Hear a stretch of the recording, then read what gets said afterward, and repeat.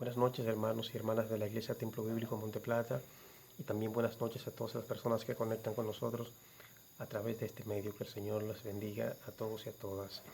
Como habíamos anunciado, hoy seguimos trabajando con los comentarios y las reflexiones del libro de Daniel. Hoy nos corresponde seguir con el capítulo 3. Antes de comenzar en el capítulo 3, y esto que nos sirva de introducción, quiero leer lo que dice la Biblia en el capítulo 2 y versículo 47. El rey habló a Daniel y dijo: Ciertamente el Dios vuestro es Dios de dioses y Señor de los reyes. Dios de dioses y Señor de los reyes. Esta sentencia, esta frase, este reconocimiento del rey al Dios de Daniel, a Jehová Dios de los ejércitos, parecían haber despejado toda duda de que no se necesitaba un Dios más en la mitología babilónica donde había tantos dioses. Y sin embargo, este mismo hombre ordena levantar en el capítulo 3, versículo 1, una estatua de proporciones extraordinarias con el fin de que sea adorada. Qué fácil olvidó Nabucodonosor las grandes maravillas del Señor, donde ningún dios de Babilonia pudo determinar, pudo revelar a sus agoreros y encantadores y magos lo que él había soñado, sino solamente Dios. Qué fácil lo olvidó. Pero esto no habla solamente de Nabucodonosor, esto habla de nosotros mismos. En nuestra condición humana, qué fácil olvidamos grandes hazañas de Dios a nuestro favor. Qué fácil tiramos todo por el suelo. Dios ha hecho tanto por nosotros y ha mostrado, muestra su poder en tantas cosas, y a veces lo olvidamos, a veces soslayamos, tiramos allá al lado lo que Dios ha hecho por nosotros. Este hombre, en esta imagen, había concentrado tanta fuerza y tanto poder inimaginables, porque él le dio un valor grande en metálico. Esta estatua de 27 metros de alto y de 2,7 metros de ancho era con oro.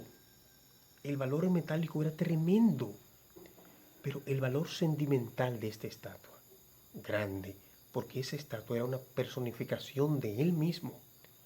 Otra cosa, el valor religioso. Esa estatua había que adorarla porque era Dios. Era un Dios, un pseudo Dios, increíble.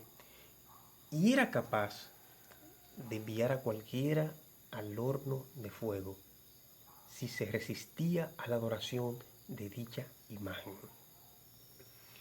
Eso ponía en mucho aprieto a los muchachos judíos, Sadrach, Mesach y Abednego, que estaban ahí y que estaban en los negocios del rey de Babilonia. El rey había reunido a todo su consejo de gobierno y dio las instrucciones de que al sonar de los instrumentos de música, todos debían adorar a la imagen. Hay una acusación formal de unos caldeos que, dice la Biblia, de manera malintencionada, fueron donde el rey a decirle que Sadrach, Mesach y Abednego no se habían postrado a adorar a la imagen. Me provoco porque veo en estos caldeos que van donde el rey con el chisme, veo el retrato de lo que muchas veces pasa en nuestro contexto cultural, en nuestro tiempo. Gente totalmente intencionada en ir a contar, en ir a decir: hermano, hermana, si tú en tu trabajo eres atacado, si alguien ha ido contando algo de ti para que no te promuevan o para que en vez de ponerte a ti pongan a otra persona, no te preocupes. Si tú crees que ellos han tenido éxito porque al final lograron que no te pusieran, no te promovieran a ti, tranquilo, tranquila. ¿Sabes por qué? Porque solamente la voluntad de Dios impide que una persona, que un hijo de Dios, no ocupe el lugar que Dios quiere que ocupen. Solamente es que Dios no quiera. Pero cuando algo está seguro, cuando te has conducido correctamente, cuando estás haciendo lo correcto, nadie puede quitar una cosa que Dios tiene para ti. Eso es lo que ocurre en esta historia. Cuando estos caldeos van donde el rey, se arma el alboroto. Y el rey actuó correctamente porque el rey no toma una decisión en función de lo que ellos dijeron y llama a los muchachos, Sadrach, Mesach y Abednego, para analizar este asunto. Y dice el versículo 14, habló Nabucodonosor y les dijo, es verdad, Sadrach, Mesach y Abednego, es verdad que vosotros no honráis a mi Dios, ni adoráis la estatua de oro que he levantado. El sentir, el sentir del texto aquí no era solamente preguntar para determinar si era verdad o era mentira. La idea también que da el texto es determinar si ellos lo habían hecho voluntariamente, si ellos lo habían hecho adrede. Porque si era así, era un desafío flagrante a la persona, no solamente del Dios, los dioses no son nada, a la persona del rey. Era un desafío. El rey tiene tanta ira que al final de lo que él dice, se atreve a decir lo siguiente.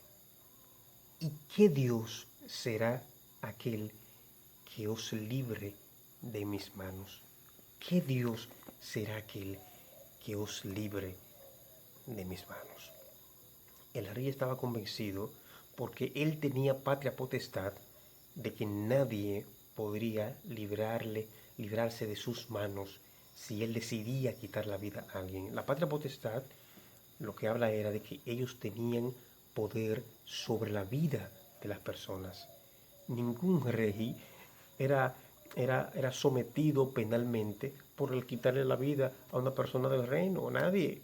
Ellos tenían poder sobre la vida y la muerte de las personas. Así que no iba a pasar nada, y nadie iba a impedir que cualquier persona de ahí fuese lanzada al horno de fuego. Pues, si el rey se ha sentido desafiado con estos muchachos, todavía no es nada. El desafío grande viene ahora cuando ellos dicen de la siguiente manera. Sadrach, Mesach y Abednego respondieron al rey Nabucodonosor diciendo, no es necesario que te respondamos sobre este asunto. He aquí, nuestro Dios a quien servimos puede librarnos del horno de fuego ardiendo y de tu mano, oh rey, nos librará. Esto es increíble. Esto es lo que se llama una verdadera fe puesta en acción. Esto se llama pasar la fe al siguiente escalón, dejar la fe teórica y llevarla a la acción. Hay algo importante que se da en esta parte aquí. Fíjense aquí este detalle. La Biblia dice, he aquí nuestro Dios a quien servimos puede librarnos del horno de fuego ardiendo. La fe de ellos no fue una fe arrogante.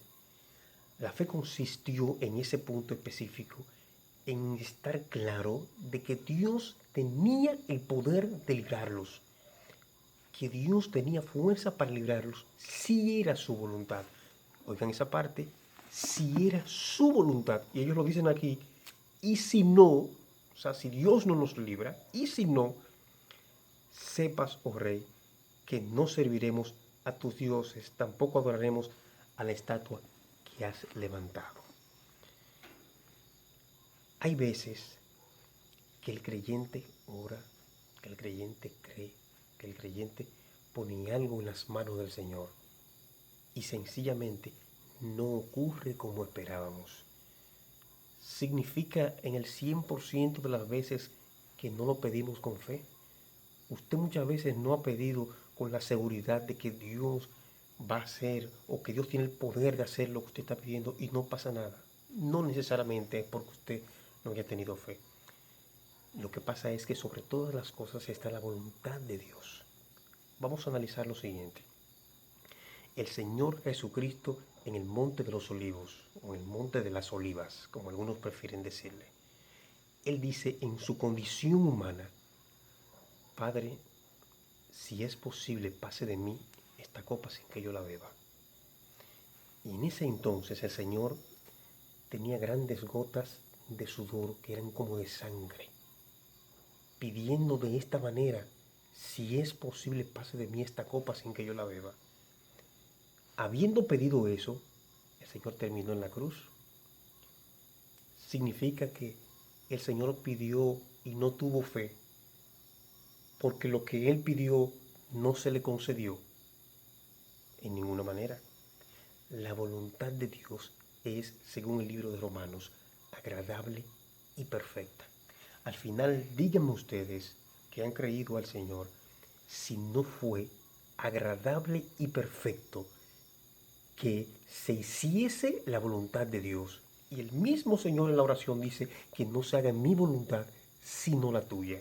O sea, no es que yo no tengo fe, tú puedes librarme lo que estoy diciendo, tú eres Dios, pero quiero que se haga tu voluntad, porque esa voluntad tuya siempre será agradable y perfecta. Si nosotros sometemos a un examen, ¿eh? la voluntad de Dios siempre va a dar agradable y perfecta. Ahora yo quiero que nosotros hagamos un ejercicio y que nosotros pensemos de manera global en cómo ha sido nuestro accionar hablando de fe. Vamos a establecer una escala de un 1 a un 10, siendo el 10 la mayor puntuación. ¿Cómo has actuado tú en cuanto a tu fe delante del Señor en toda tu vida cristiana? ¿Cómo te has manejado? Del 1 al 10. ¿Tú has creído siempre? ¿Tú crees, tienes la certeza de que Dios va a hacer lo que tú dices? O no que Dios va a hacer lo que tú dices, sino que Dios puede hacer, como dice la Biblia, mucho más abundantemente de como tú estás pidiendo. Es importante eso. Es importante que nosotros evaluemos cómo ha sido, cómo hemos andado caminando en nuestra fe. Definitivamente, definitivamente es importante que nosotros sepamos que Dios opera en el mundo de lo imposible, en el campo de lo imposible. Dios no se lleva gloria en lo que humanamente es posible. Dios se lleva la gloria de manera más cabal, más genuina, cuando ya nosotros decimos, no podemos más. Ahora, si tú crees que has fallado en tu fe porque Dios no te ha concedido lo que has pedido, muy probable que te estés equivocando. Quizás en algún momento sí, quizás has dudado. La historia de Pedro en el agua nos permite ver que en el proceso dudamos y caemos y fallamos. Y Santiago dice, no recibes lo que pides porque pides mal para gastar en tus deleites. A veces pedimos sin creer, dice Santiago, si oras al Señor, tú tienes que creer que le hay, porque si no somos como las olas del mar, que son arrojadas de aquí a allá, sin rumbo. Tenemos que creerle que le hay. Ahora, esa fe siempre debe ir acompañada, siempre debe decirnos, siempre tenemos que tener presente que la voluntad de Dios debe, y así queremos que se imponga sobre todas las cosas. Yo he hecho una anécdota a los hermanos de mi congregación, hermanos, ustedes lo saben, sobre una ocasión que andaba con eh, un pastor que me había solicitado, me había pedido unas bocinas para una actividad que ellos tenían. Y llevando las bocinas comenzó a lloviznar. Y yo le dije, ay, pastor, tenemos que orar para que el Señor les permita tener una buena actividad y que la lluvia pueda ser detenida en lo que... Y él incluso paró el vehículo en que íbamos, se paró. ¿Cómo que tenemos que orar? Ordene, ordene que no llueva. Por eso es que no pedimos, por eso es que no recibimos lo que pedimos, porque queremos, ordene que no llueva y no va a llover. Y realmente yo tenía tanto que decirle, que a mí se me hizo un nudo en la garganta y yo no puedo decir nada. ¿Quién ha dicho que la fe opera de esa manera? Lo que la Biblia me dice es, en, en el libro de Mateo, en el capítulo 27, perdón, en el capítulo 21 y versículo 22 es que todo lo que pidiereis en oración creyendo lo recibiréis. Todo lo que pidiereis en oración creyendo lo recibiréis. No, yo no tengo que estar ordenando las cosas para que ocurran, porque yo no tengo poder en mí mismo para hacer que las cosas ocurran. Él me dice, ¿cómo que tenemos que orar? Ordene. Esa no es la postura bíblica, esa no es lo que enseña la Biblia en cuanto a la fe. Ojalá que nuestra fe sea puesta en acción. Ojalá que creamos que Dios puede hacer las cosas mucho más abundantemente de como pedimos, pero que no nos lleguemos a creer que tenemos la autoridad para hacerlo por nosotros mismos. También, hermanos, recordemos siempre que no es que no tengamos fe cada vez que oramos, es que la voluntad de Dios debe imponerse y así queremos que sea, porque esa voluntad es agradable y perfecta. Para concluir esta parte aquí, bueno, ya, ustedes no van a adorar a la estatua que he levantado. Vamos a ver como él dijo en el versículo 15, que Dios los va a liberar a ustedes y manda a calentar el horno 7 veces más. Yo estuve leyendo un comentario de un comentarista que decía que eso no es posible determinar, cuantificar eso en un horno que sea 7 veces calentado. Pues yo puedo decir que ese hombre, ese comentarista, no fue nunca panadero, nunca ha estado frente a un horno. Porque la cantidad, si es por ejemplo de leña, de madera que usted le echa al horno, va a determinar la intensidad del fuego. Eso es claro. Cuando uno comienza a aprender a hornear en hornos como los que se usaban antes de leña, que dicen claro, no entres si es de panadería el pan con las llamas, por 2 razones. La razón número uno es que es muy fuerte para el cuerpo humano y sobre todo para los ojos. Y número dos, porque si vas a meter el pan, ya cuando va por el sartén número 5, el primero está quemado por arriba y por abajo, pero por dentro está crudo. Los hornos de la época permitían recalentarse dependiendo de la cantidad de cosas que se le echaban para el calentamiento. No dice a la Biblia ahí que le echaron para recalentarlo 7 veces, pero sí yo sé que he estado frente a hornos, que un horno puede calentarse más de lo que se acostumbra a hacer dependiendo de la cantidad de combustible que usted le ponga. El rey manda a recalentar estos 7 veces y está claro de que no hay posibilidad alguna de que estos muchachos se libren de ese horno de fuego. Pues hombres fuertes, hombres vigorosos, levantan a estos muchachos, lo tiran ahí. Cuando se acercan a este horno, dice la Biblia que pierden la vida y desafortunadamente para estos hombres ellos perdieron la vida, pero afortunadamente para nosotros eso nos da como evidencia de que el horno era real, de que el fuego, de que el vapor, de que el peligro era real. Y una prueba para todo el consejo de gobierno del rey que estaba ahí, de que todo eso era real, de que la intensidad, de que el fragor de las llamas era real. Murieron estos hombres del rey. Y entonces ya hay una evidencia clara de la tremenda, del tremendo calor que expedía este horno.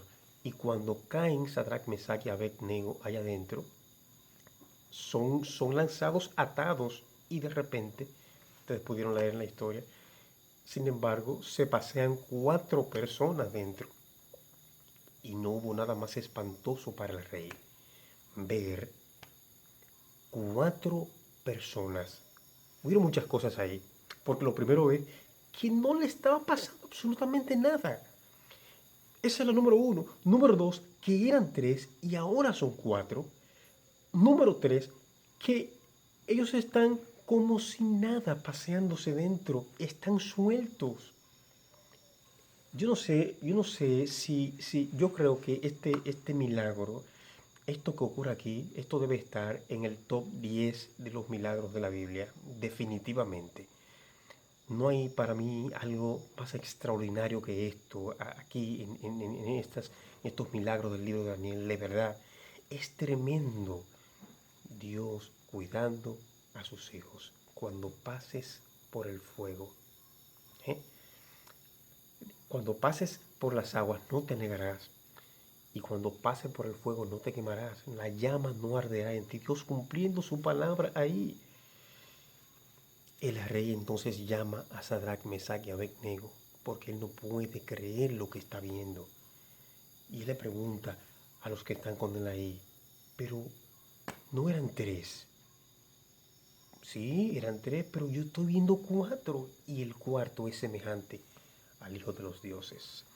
Definitivamente, así siempre lo he creído, esa manifestación del cuarto personaje en el horno es una imagen del Cristo preencarnado, es lo que se llaman las teofanías. Eso fue una teofanía. El Señor Jesucristo, el ángel de Jehová, que siempre que se presentó en algunos otros episodios del Antiguo Testamento, el ángel de Jehová estuvo ahí, alrededor de estos muchachos. Y qué bueno que Dios tenía la respuesta al momento más difícil, a la prueba más difícil de la fe de estos muchachos. Hermano, no importa cuán difícil sea la prueba que estemos atravesando, el Señor tiene la respuesta, tiene la solución y tiene el cuidado de cada uno de nosotros. Cuando el rey manda llamar a estos muchachos que salen de ahí, no lo pueden creer, ni siquiera huelen a humo. No hay una hebra de cabello que se les haya quemado. Salen con las sandalias, con su turbante, con todo. Dios manifestando su poder y manifestando su misericordia.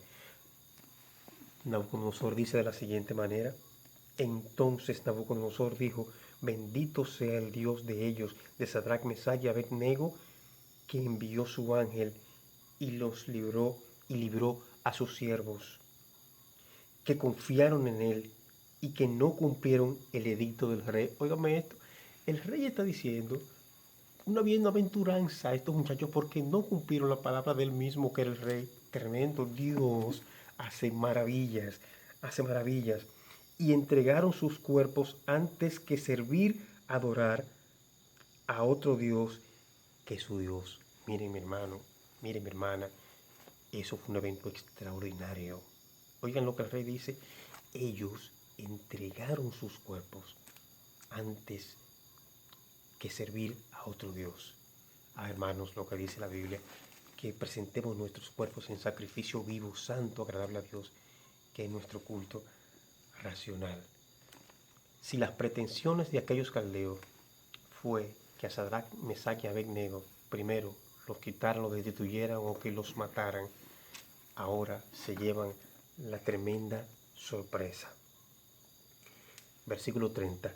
Entonces el rey engrandeció a Sadrach, Mesach y Abednego en la provincia de Babilonia. Eso hace Dios con sus hijos cuando superamos la prueba de la fe. No desmayemos en esta lucha, hermanos y hermanas, de creer que nuestro Dios es real, que Él nos protege, que Él nos cuida. No desmayemos creyendo que recibiremos lo que pedimos del Señor en el campo de su voluntad, que sea siempre su voluntad, que es agradable y perfecta. Hermanos, podremos ganar una y dos batallas, pero nuestra guerra está ganada, porque creemos en un Dios vivo, en un Dios verdadero. Nabucodonosor decía, ¿y qué Dios será que los pueda librar de mi mano? Jehová de los ejércitos, nuestro Dios. Gracias por siempre, porque Él es un Dios sobrenatural. Bendito sea su nombre. Muchas gracias. Dios les bendiga.